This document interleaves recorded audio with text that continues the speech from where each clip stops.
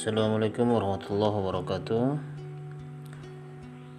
Pada kesempatan ini kita kembali belajar agama Islam untuk anak kelas 3 awal semester 2. Materi pembelajaran hati tentram dengan berperilaku baik. Adapun tujuan pembelajaran kita pada kesempatan ini, yang pertama, memahami perilaku ikhlas dan mohon pertolongan.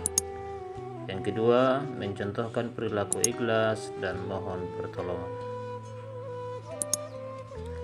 Yang pertama kita bahas adalah memahami perilaku ikhlas dan mohon pertolongan kepada Allah Subhanahu wa taala.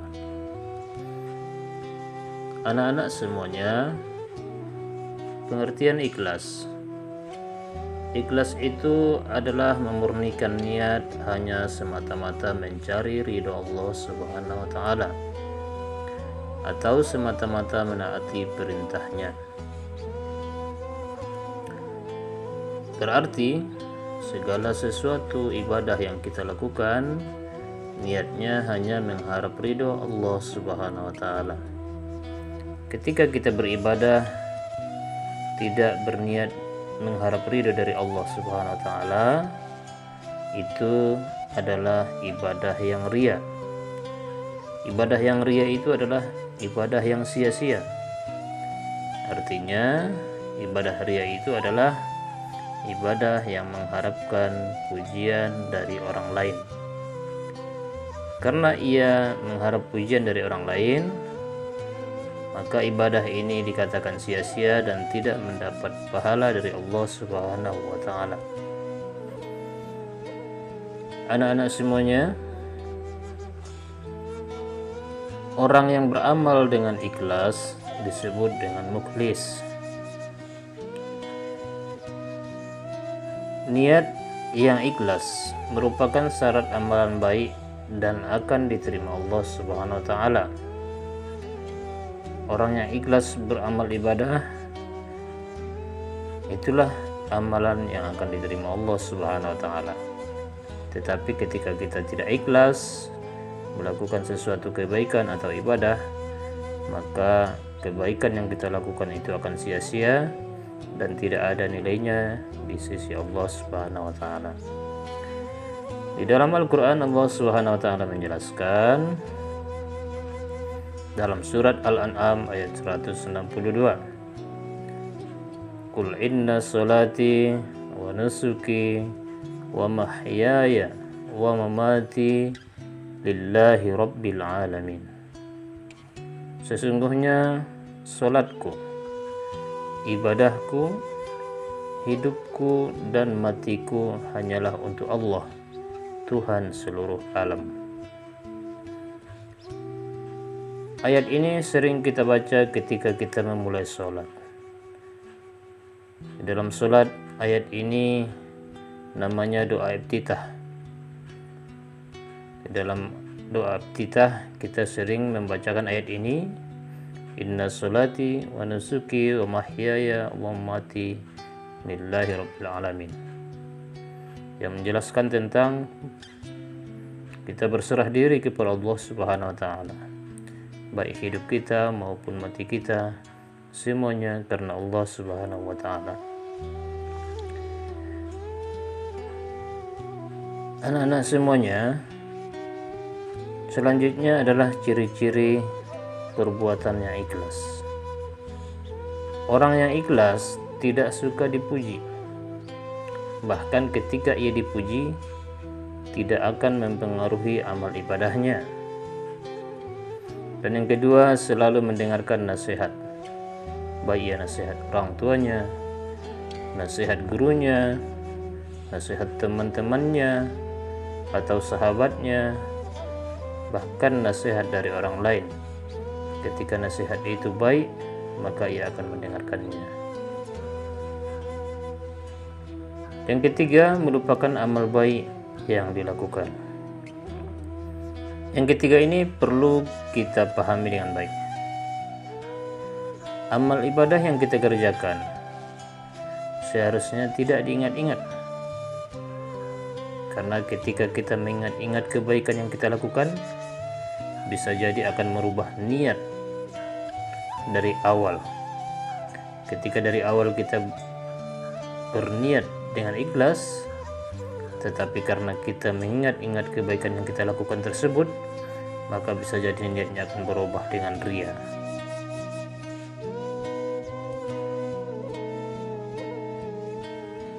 Jadi ibadah yang kita lakukan, kebaikan yang kita kerjakan, baik ya kepada orang lain, tidak perlu diungkit-ungkit ataupun diingat-ingat.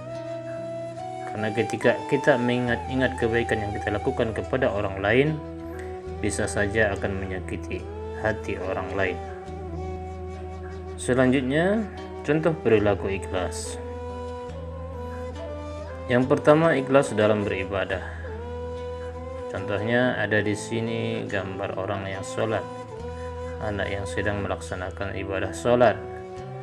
Kita melaksanakan ibadah sholat, niatnya hanya untuk mengharapkan ridho dari Allah Subhanahu wa Ta'ala. Contoh, ketika misalnya kita melaksanakan sholat subuh, apa niatnya? Usolli fardhu subhi raka'ataini mustaqbilal qiblati adaan lillahi ta'ala.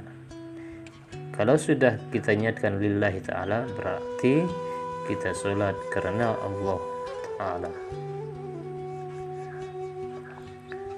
Selanjutnya, ikhlas dalam mengerjakan tugas. Ikhlas dalam mengerjakan tugas ini contohnya ketika misalnya kita mendapatkan tugas piket di sekolah, maka kita harus ikhlas melaksanakannya. Supaya apa?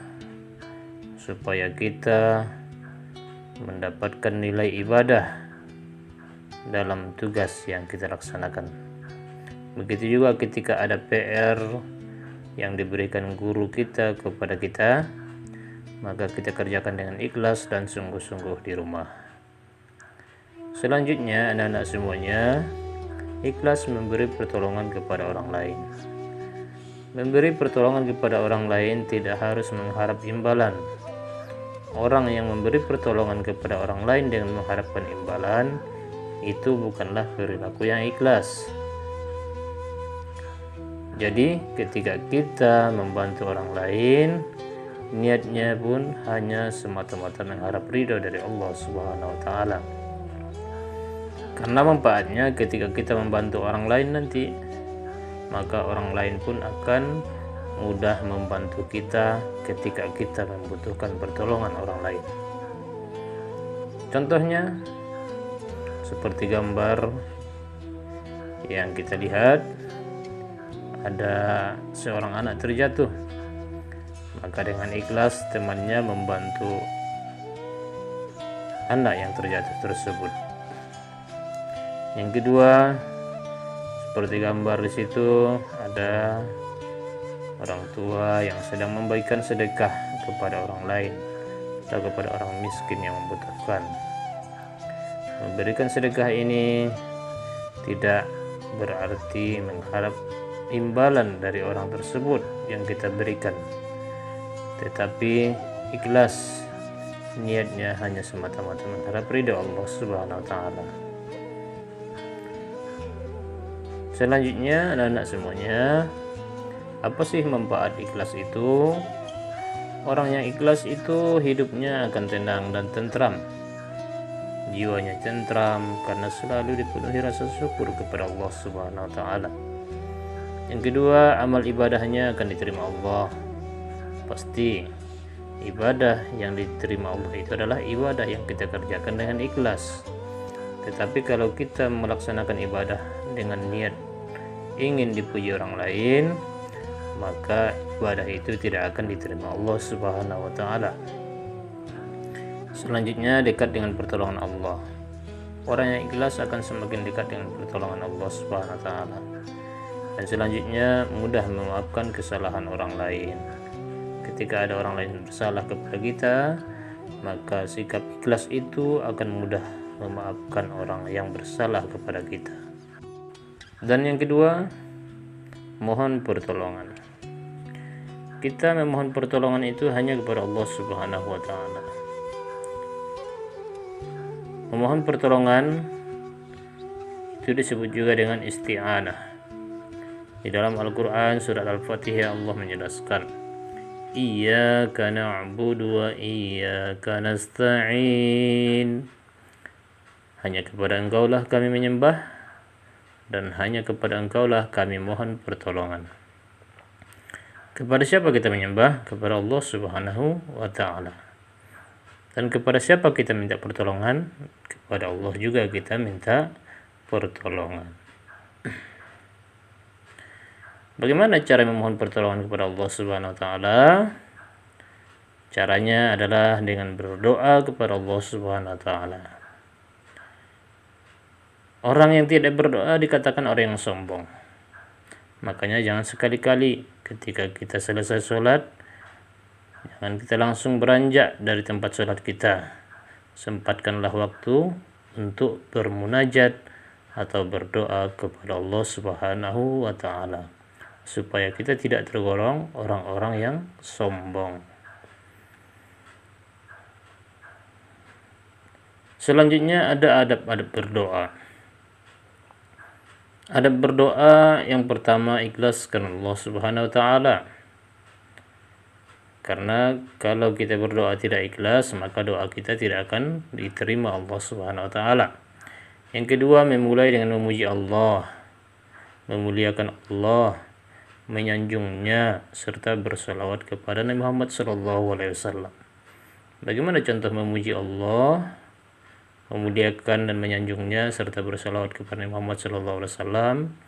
Contohnya, A'udzu billahi minasy syaithanir rajim.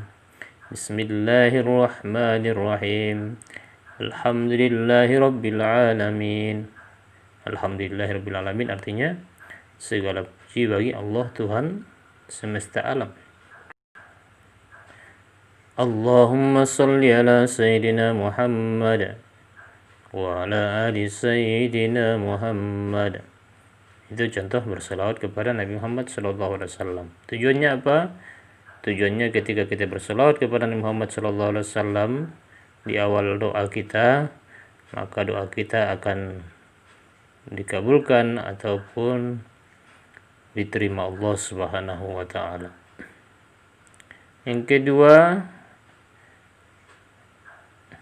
ketiga, memusatkan perhatian ataupun khusyuk. Ketika kita berdoa khusyuk, penuh perhatian kepada Allah Subhanahu wa taala, karena kita memohon pertolongan, meminta hanya kepada Allah Subhanahu wa taala. Selanjutnya, merendah diri kepada Allah Subhanahu wa taala. Tidak putus asa dalam berdoa. Ketika doa kita belum diijabah Allah Subhanahu wa taala ataupun belum terkabul, maka seringlah mengulang-ulang doa tersebut. Jangan berputus asa dalam berdoa. Dan selanjutnya, memohon ampun kepada Allah Subhanahu wa taala. Artinya, ketika kita berdoa, sebelum memulai doa itu, mari kita beristighfar dulu. Mohon ampun dulu kepada Allah. Tujuannya apa? Supaya doa kita itu dikabulkan Allah Subhanahu wa taala. Apa itu istighfar? Lafaznya adalah astaghfirullahalazim. Astaghfirullahalazim. Astaghfirullahalazim. Baca 3 kali sebelum memulai doa. Tujuannya untuk memudahkan doa kita itu dikabulkan Allah Subhanahu wa taala. Keutamaan berdoa. Anak-anak semuanya, ada beberapa keutamaan berdoa. Berdoa itu termasuk ibadah kepada Allah. Karena orang yang tidak berdoa termasuk orang yang sombong. Ya, karena berdoa itu merupakan ibadah kepada Allah Subhanahu wa taala. Merupakan sebagai bukti kalau kita butuh kepada Allah Subhanahu wa taala. Selanjutnya, Allah Subhanahu wa taala selalu menyertai hambanya yang berdoa kepadanya. Orang yang selalu berdoa kepada Allah, maka Allah akan selalu menyertai hambanya tersebut. Selanjutnya, orang yang selalu berdoa kepada Allah mendapatkan pertolongan Allah Subhanahu wa taala. mendatangkan kebaikan juga, pasti, karena kita bermohon kepada Allah Subhanahu wa taala untuk kebaikan kita baik di dunia maupun di akhirat kelak nanti. Dan selanjutnya melindungi dari kemudaratan, melindungi diri kita dari hal-hal yang tidak baik, melindungi diri kita dari segala hal yang merugikan diri kita dan orang-orang yang kita cintai. Itulah dia pembelajaran kita tentang perilaku terpuji, hati tentram dengan berperilaku yang baik, yaitu perilaku ikhlas dan mohon pertolongan kepada Allah. Nah, itulah dia pembelajarannya anak-anak semuanya. Terima kasih atas perhatiannya. Mudah-mudahan bermanfaat dan dapat dipahami. Sekian, terima kasih. Wassalamualaikum warahmatullahi wabarakatuh.